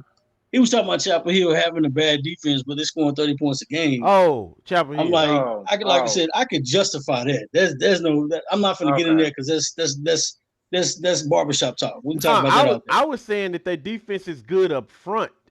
So, Yeah, I question what the secondary looked like. And it's something else I told Corey too. I said sometimes people don't when you winning like that, when you really, you rolling over people 56-20, sometimes you don't see the problem.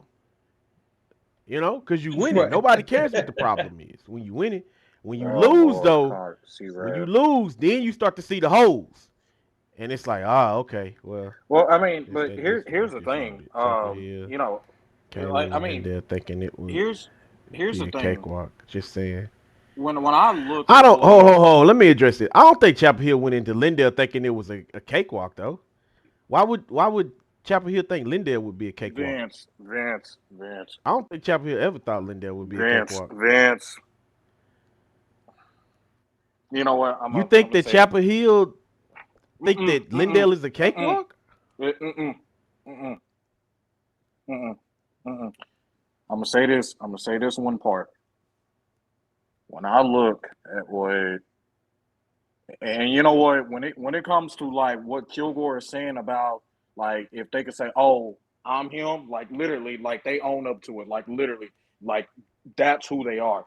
Here's the thing: when I look at what they did to Lindale, that's immediately what I thought about. When I look at what they did to Lindale, and then when I look at what Chapel Hill when I look at what Lindale did to Chapel Hill, it made me wonder. It's like we've seen over the past couple of years. It's like okay, Chapel Hill has met pretty much almost every single big game, toe to toe, head to head. You talk about from Mm-hmm. all these games that they've played, LBJ, LCM, number 3 ranked Kilgore 2 years ago, going down to Kilgore Mm-hmm. in their house. That is a hostile environment to go down there and beat them like that. And then you beat Lumberton. You you beat all these teams. That Chapel has met the standard almost every single game. But when you lose to Lindale, who got blown out 64, what I think it was Kyle, 64-29. When you get beat by Lindale, who got blown out 64-29, and then you come back a couple weeks later, back home, and you lose a game to Kilgore, it's like it just makes you think. If you're a Chapel Hill native or a Chapel Hill person or somebody who's played on the team, it just makes you wonder. It's just like, wow, can they still? Can they? I think they can. I'm not just saying that because I played there. I'm saying that because I know. I know pretty much all these guys on this, all the guys on this, except for some of the new guys. But I know pretty much almost every last one of these players on this team. And I know what they're capable of. But the question is, and I think, on Facebook, I saw this. Somebody said this on Facebook, and they're not from East Texas. They're actually from Dallas. They said, can Chapel Hill keep winning these big games? Can they still meet the standard every single tough game? That's that the they question. play? That's what the everybody question. should be thinking. And right now, I mean, that's what I'm saying. Like, I'm thinking. I'm just saying. I'm thinking. I don't know how Chapel Hill makes it to state unless you try to avoid Lindale and Kilgore.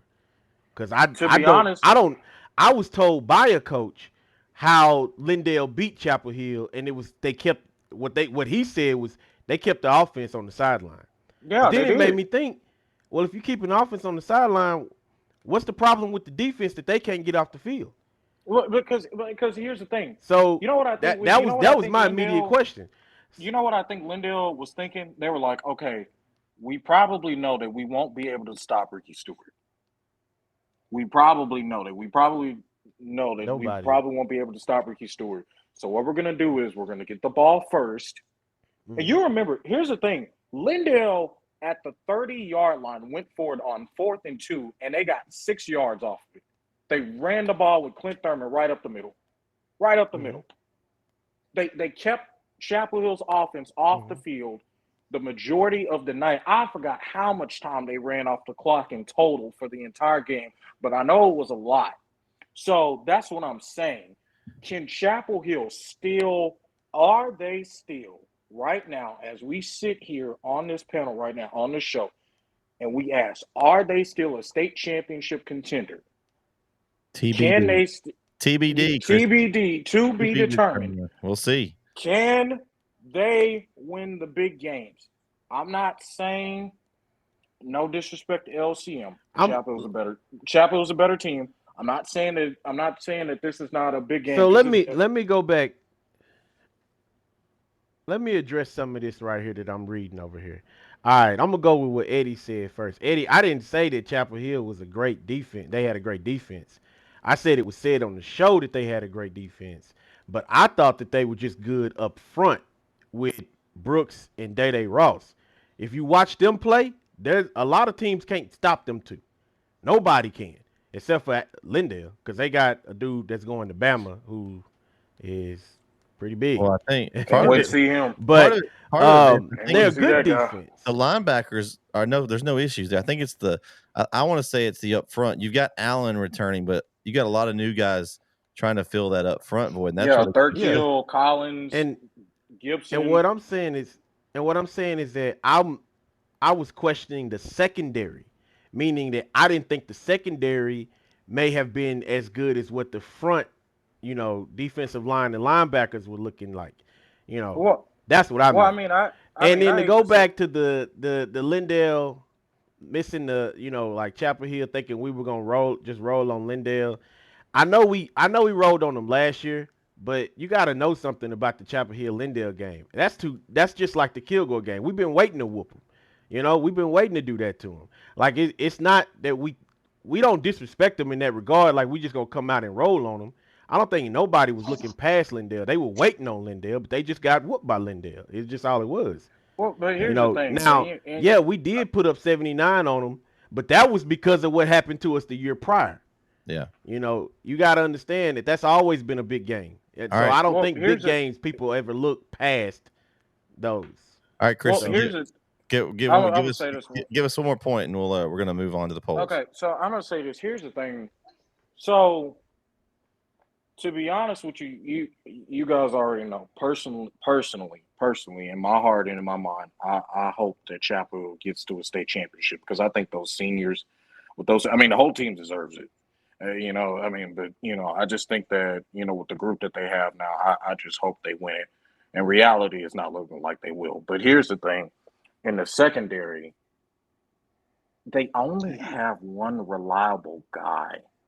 If you really want to think about it, they only have one reliable. I know Darius Dean, he plays good and everything like that, but they really only have one reliable guy, and that's Javen Mayfield. That's it. That's really the only reliable guy that they have.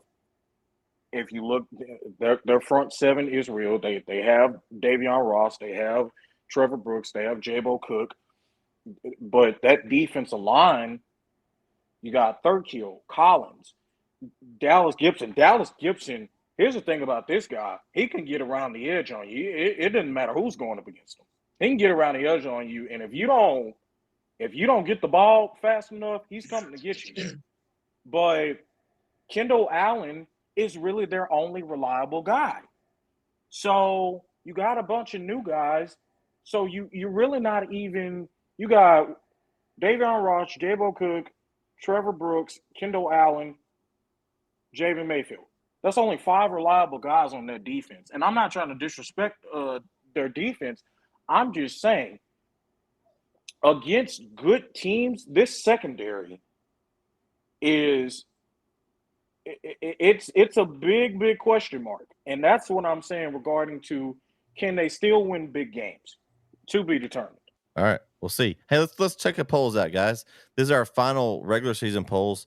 We'll have polls again at the very end of the season once the playoffs are over. But final regular season standings for 6A, 5A for the Netison polls.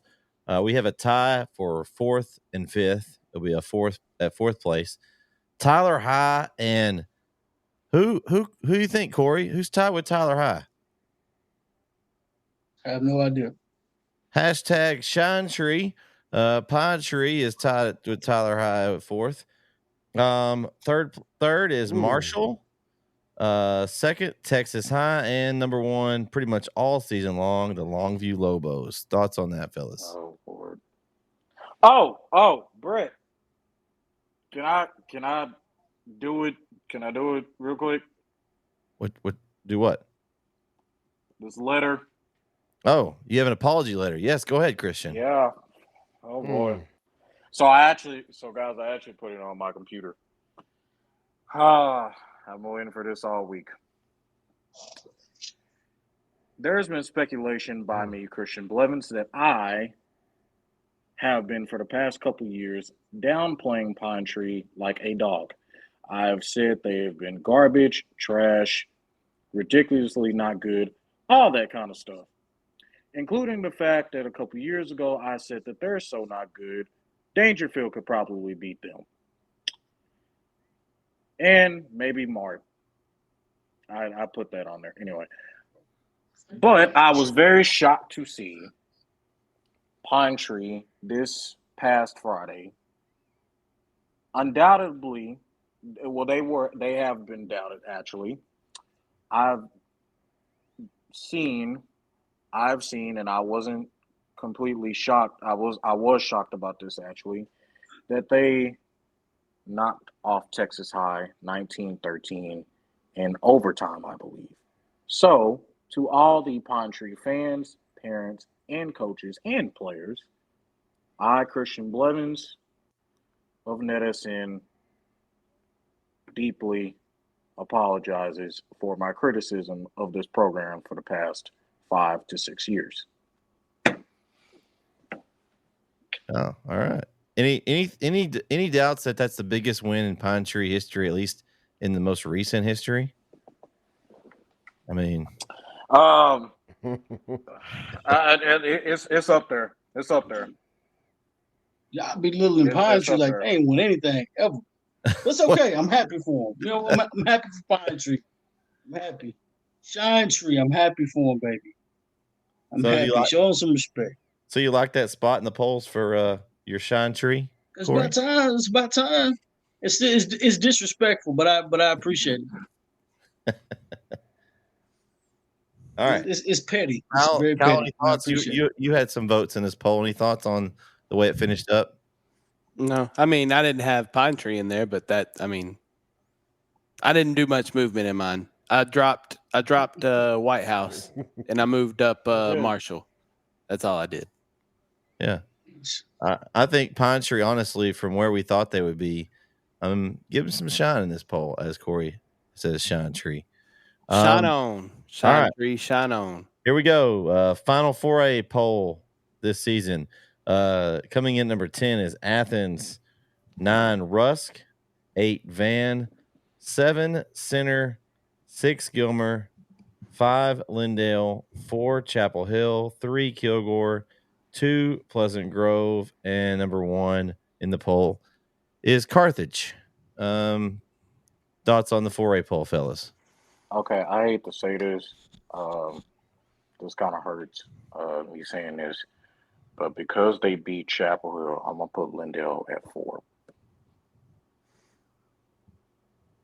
That's where I had Lindale. I had Lindale. I'm gonna put. I had Carthage, Pleasant Grove, Kilgore, Lindale, and Chapel Hill as my top 5, and then after that, it's up for grabs. I think the top 5 is pretty solid. Outside of that, it's kind of fend for yourself. By the way, guys, I just got, and this wasn't in the comments, I actually just got a text. So one of my friends just said, and they're a big Chapel Hill hater, but one of my friends said that Chapel Hill shouldn't even be in the top 10 right now. Take them out. Take them out the top 10 then. I like it. Take them out. I appreciate that. It's just a poll. It don't mean nothing. Right. Take them out the top 10. Don't take them out. If you look, they ain't gonna stop them from going. If you do look at the poll though of who's in it, okay, they beat Gilmer, they beat Van, and they beat Athens. So they beat 3 of the teams that finished in the poll. So, they did lose to Kilgore and Lindale, but they had a strong schedule. They don't matter. Their defense, it don't even matter because their defense is trash, and they can't even beat Kilgore. It's gonna take Chapel Hill out the poll. They give up 29 points a game. Their defense is trash. They can't stop anybody. Man. Hey, listen, Corey, the disrespect. No. He's right. It's fine. You know what? I get it. I absolutely get it. But I ain't got nothing to say. Let's keep going. All right. Hey, I'll stick up for you if anybody tries to. All right. Final. I'm a grown man. I got gray hair. I know. Final rankings in the 3A 2A task poll. I pay bills. 10 is Garrison. 9 Dangerfield. 8 West Rusk. 7 Harmony. 6 Hooks. 5 Lovelady. 4 Beckville. 3 Winsboro. 2 Malakoff. 1 Timpson. A really strong poll there, I think, guys. Dang, I almost want to put Hooks in the top 5, but I don't. Did they play Winsboro? No. Yes. Oh, Hooks did? Well, kind of. Depends on who you ask. Officially, we were told no, that the game didn't. They were really close. It was 13-6, Cal, I think, something like that. It was something close, and then it got called. But yeah, you look at that poll. You've got Timpson, obviously, Malakoff, Winsboro, all haven't lost. Beckville's only loss was to Timpson. Lovelady coming undefeated. We talked about Hooks. They're technically 9-0. They didn't have a loss on their schedule. They did play Winsboro, a close game. Yeah.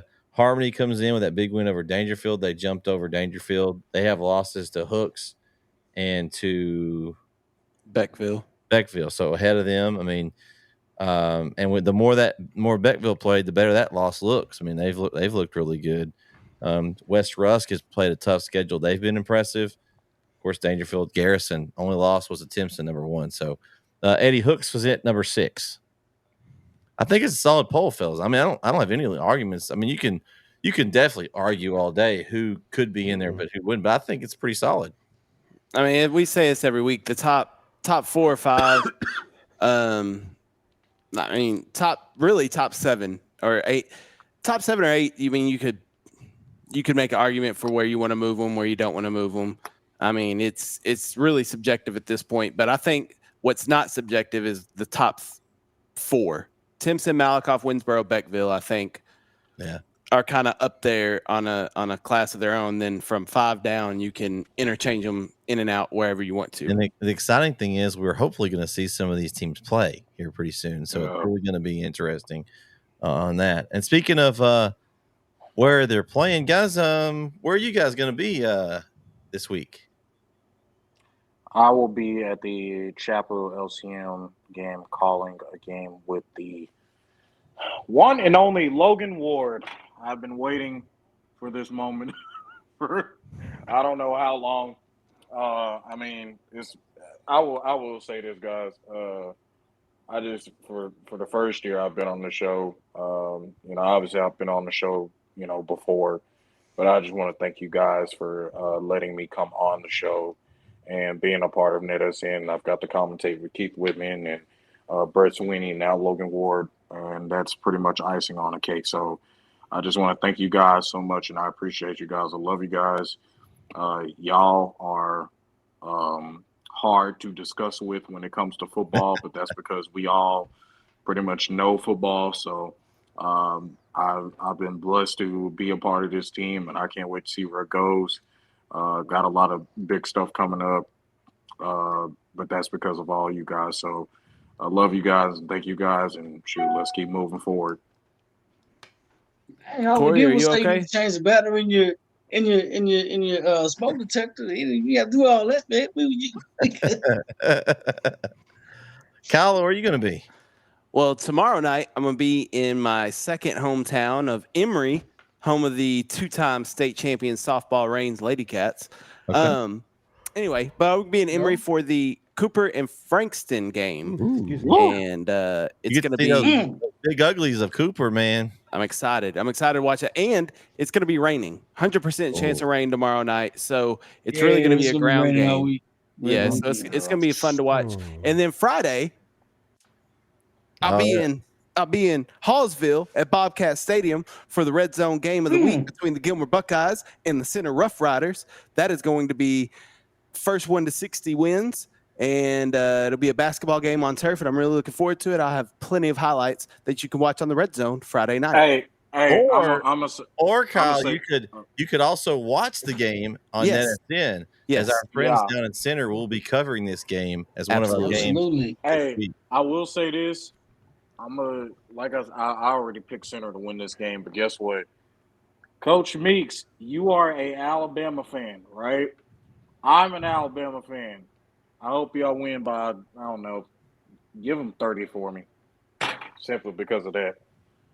Down goes LSU, by the way. We love Coach Meeks on the show. Don't do him like that. You ain't got to be Alabama. Corey, Corey, any thoughts on where you're going to be? You going to be camping out at the house? You're going to be venturing out? What you got planned for Friday night? I don't know, man. It's probably going to be raining. It's a nice day to kind of watch some football on NetSN and listen to some great commentary.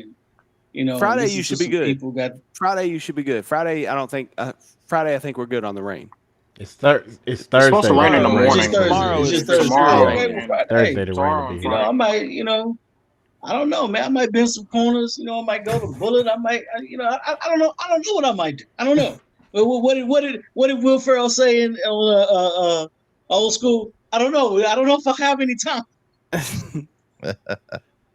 Eddie, hey, Weatherman Eddie said Friday is a clear game time. I told you it was clear. Okay, he do weather now too. Weatherman Eddie. I told you it was clear. He does weather too. Oh, okay, I got you. And he can pass. Vince, we got a good one Friday night. Vince, tell everybody where we're going to be Friday night. Friday night, we're going to be at Brook Hill watching Brook Hill take on Grace Prep for the second time. Should be a good one. I think Grace Prep is they looking for some comeback, but I don't think they realize the challenge they face ahead of them. So last week I kind of said that, I gave ratings and stuff on games. I said Kilgore Chapel Hill was like, Godzilla and King Kong. This Grace Prep and Brook Hill game is gonna be like Jon Snow versus the Night King. Like, I don't think Grace Prep knows what's coming. You know what's coming? Darkness is coming. That cannonball Brook Hill defense. ain't playing no games. The cannonball defense is going to be there. Exactly. Yeah, Brook Hill ain't playing no games. I don't think they understand that. But they going to show up anyway, and we're going to get it in. We're going to do what we do. Who knows? I might, if the house is functioning, I might actually get out tomorrow and go watch Beckville. I think they're playing at Rose Stadium, so They are. I might. It just depends. Okay, so see, Conrad's got a busy Depends on how slate the here. house is rolling. He's got Beckville Alba Golden on Thursday, then Friday Harmony Hemp Hill. Also updates on Winsboro, Atlanta, Gladewater, Mount Vernon, all those KMU schools. So have fun with that, Conrad. I'm actually going to be in a couple of places tomorrow night. Coach Hubbard's going off the headset, coach's headset, and putting on the commentary headset with me, and we're going to go call a game on the Tomato Bowl between Garrison and Jewett-Leon tomorrow night at 7 p.m. and the historic Tomato Bowl. I'm excited to get to call a game there. It's a nice complex, and so we'll be doing that, and then I'll be with Vince tomorrow, like he said, in Bullard, as we'll be calling the Brook Hill Guard and Arlington Grace Prep Lions. And we have a special guest that's going to be in the booth with us, Aaron Swink. He actually does the play-by-play for Jacksonville.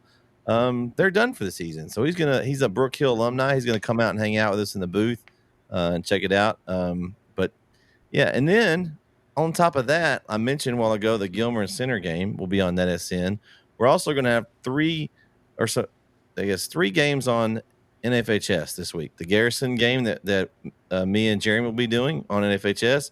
We'll have Shelbyville game on Thursday night on NFHS it'll be our people producing it. And then on Friday, we'll have the Timpson game on NFHS. So 6 games coming to you by NetSN, either on lots of different platforms, but a lot of good content coming out here, fellas. I'm excited. This is our first football season and playoff season on this, and I'm excited. Kyle, go ahead. I forgot to mention Saturday, I'm also shooting a game. It's a college JUCO football playoff game between the Kilgore College Rangers and the New Mexico Military Institute over at RE St. John's. They're usually really good. Should be a decent game. It's first round playoff game, so I'm looking forward to that. And it's my first time to shoot college football, so we're gonna figure it out. We're gonna love it. Nice. Christian, go ahead. Nice. So on Saturday, from here at the house, I will be covering some 6A games. That's going to be fun. So if you want, just go look on my Instagram page, Lions Den podcast series, that hopefully I'll be getting up next week. So go check some of that out. I will be doing a couple of college games, and no, they will not just be in Texas. I'm not like everybody else who just does in Texas things. I go to Alabama then. We don't want you Texas anyway. I like to spread the love around the country. I'm gonna be looking at USC and Oregon, Georgia and Ole Miss. That should be a good game. And then we're gonna see what this Michigan crap is going on. I'm getting tired of that already. They shouldn't even be in the playoffs, but yeah. All right, that's awesome. Go Christian. check that out. Guys, it's been a great week. Big football weekend coming up. If you missed our show again this morning, it's still on our YouTube channel. Go back and check it out. A Beast from the East show. We all give you our rundown of our top 10 games, of games on the pick'em. So if you need help, according to Kyle, just follow his picks. He's 10-0 every week. Don't listen to me. For Christian, K.O. Kyle Owens, Corey Marshall, Vincent Johnson, I'm Brett Swinney. Thanks for watching this week's wrap-up show. We'll be back to wrap up round 1 playoffs next week right here Wednesday, 8 p.m. or 8:30 p.m. So come back, tell your friends to join us. We'll be here. Everybody have a great football weekend and a safe travels to all the games. Good night, everybody. Be blessed.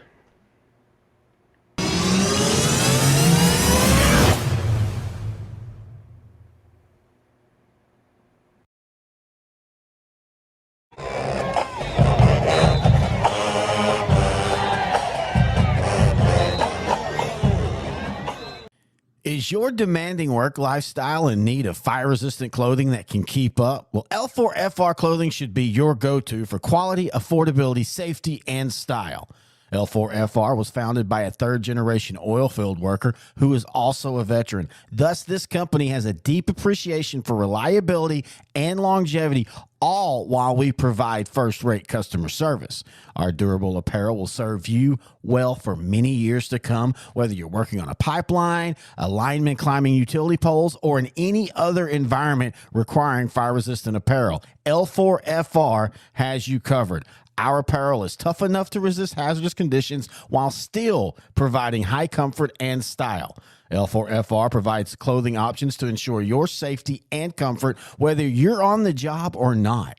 To view our complete inventory of flame-resistant garments, please visit our online store at L4FRclothing.com or give us a call at 817-757-4935.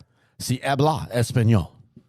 Struggling with mobility, chronic pain, work, or sports injury? At Azalea Orthopedics, our team of highly trained physicians specialize in complete orthopedic care, pain management, sports medicine, physical medicine, and rehabilitation. If you've sustained a bone or joint injury, have mobility or movement problems, struggle with pain, contact Azalea Orthopedics. We're conveniently located across East Texas, serving 18 counties. When visiting your doctor, urgent care, or hospital, you have a choice. Demand Azalea. At Azalea Orthopedics, your health is our priority.